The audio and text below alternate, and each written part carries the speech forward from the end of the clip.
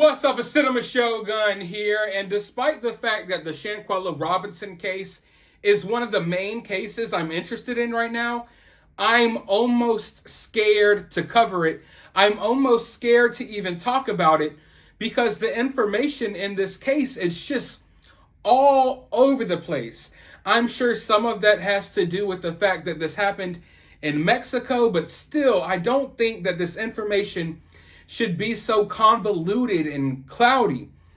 I mean, we're still at the point where people are trying to debate over whether an arrest has been made or not. We got some people saying an arrest has been made.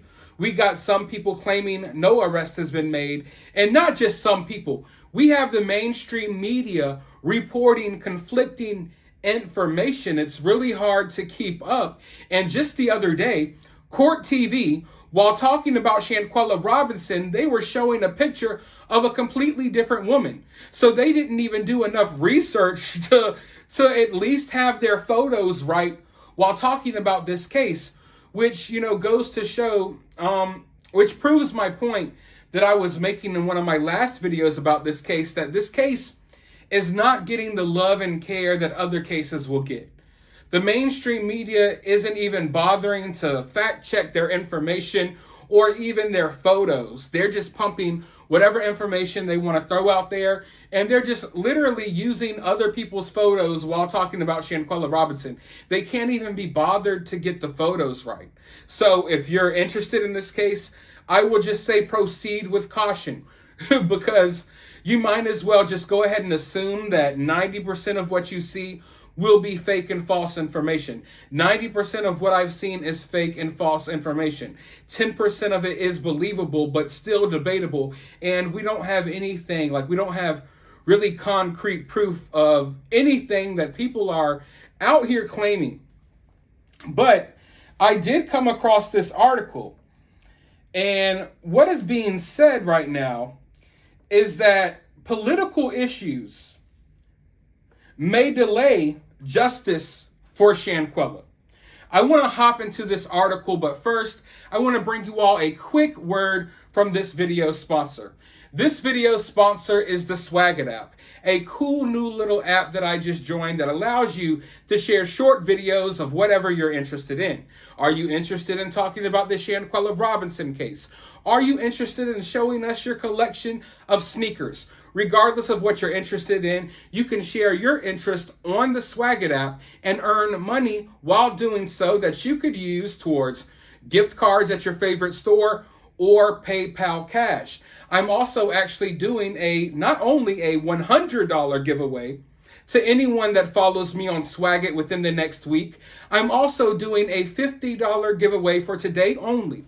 All you have to do, it's totally free, download the Swagit app, follow me, Cinema Shogun, and comment on my latest post. Drop your name. It doesn't have to be your government name. It could be your nickname. Drop something that I can identify you, I can identify you as, and I will be randomly selecting a winner tomorrow. So be sure to go over there and do that. Not only is it a totally free way to support my channel, but it's a fun app, and I think we could all further connect over there and get to know each other a little better. Plus, I'll be breaking news over there and stuff like that as well. So go download the Swagit app and follow me today. Now, going forward with the Shanquella Robinson story, it's just, it's so draining when you look into a story and there's so many people actively out there for no apparent reason, muddying the waters, just muddying the waters up. But I did come across this article that I found interesting. They say that political issues may delay extradition of suspect in U.S. tourist death in Mexico. The family of Shanquella Robinson, the North Carolina tourist who died mysteriously at a Mexican resort, say they're still waiting for word of an arrest in her murder. As experts warned, there likely will be political hurdles extraditing a suspect from the U.S. Mexican authorities issued an arrest warrant 2 weeks ago for an unnamed suspect in the 25-year-old's October 29th death, which was determined to be a direct attack. But since the warrant was issued, a so-called red notice from Interpol had still not been issued for the suspect, though Mexican authorities have requested that the person be extradited from the U.S. to face charges, the Charlotte Observer reported. The two countries have a 1978 extradition treaty in place. The U.S. Justice Department is investigating the request, which will eventually be forwarded to the State Department for final approval, according to the paper. What happens next is more of a political issue than a legal one.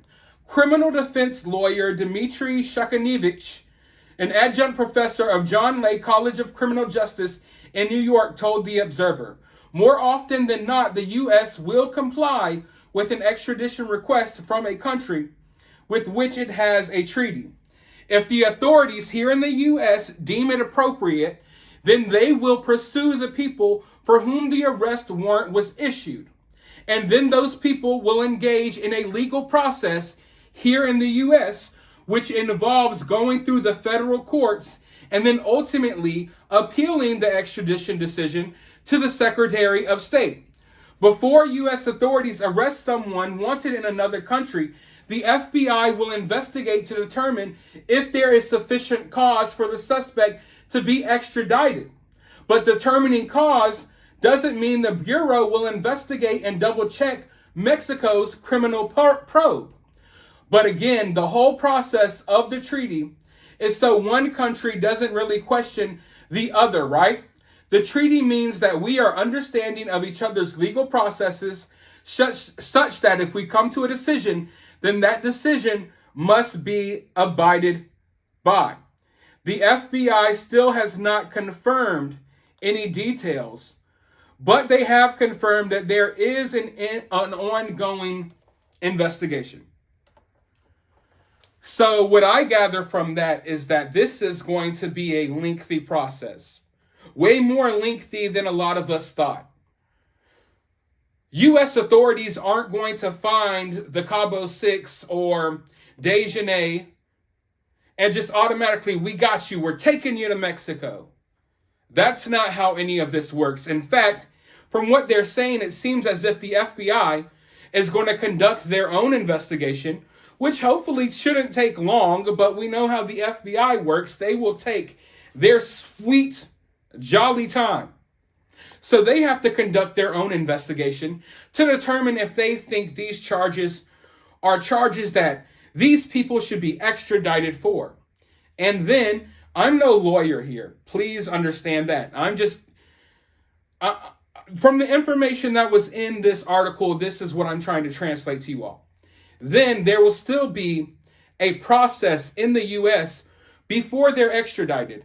And I believe there's a process where they could appeal the extraditing decision, if you will.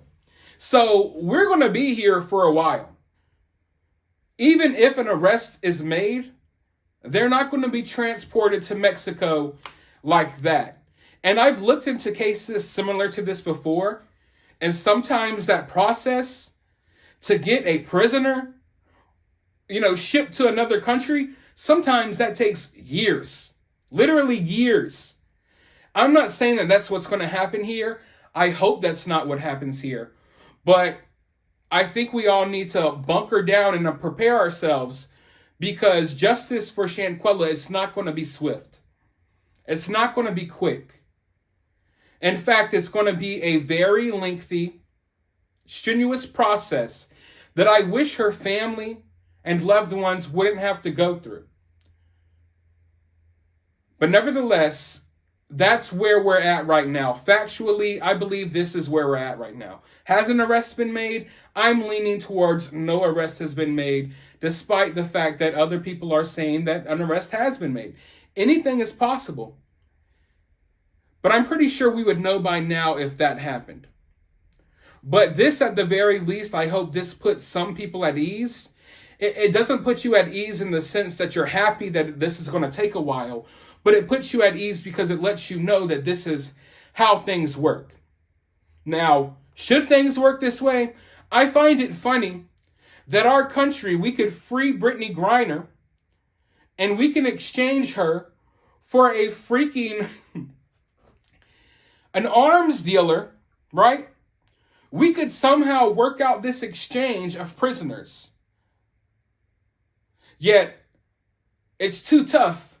There's too many political hoops that we have to jump through to get justice for Shanquella. You know what I mean? We could work out this crazy deal to get Brittany Griner home in exchange for a terrorist. Not a good deal, by the way. But we can't figure out a way to extradite someone who killed a woman in Mexico from North Carolina to Mexico. So I understand there's a process, but also sometimes things are just more difficult than they need to be. And also, if it was a priority, the ball would be rolling. Heads would be rolling. You know, fingers would be snapping. If Shanquella was a priority, then I think they could make this process go a lot quicker. But she's not a priority. The mainstream media can't even get her pictures right. So, I mean, it's definitely a tough and difficult situation. But I also want to report on the fact that I believe there's going to be a rally for justice for Shanquella. Let me see the exact date because I don't want to get my information wrong. It's scheduled for this weekend. Community leaders and family members of Shanquella will come together this weekend to call for justice in her death. The Million Youth March of Charlotte and Salisbury announced plans to hold a rally this weekend. It's been more than 1 month since Robinson, a Charlotte woman, was killed while vacationing with friends.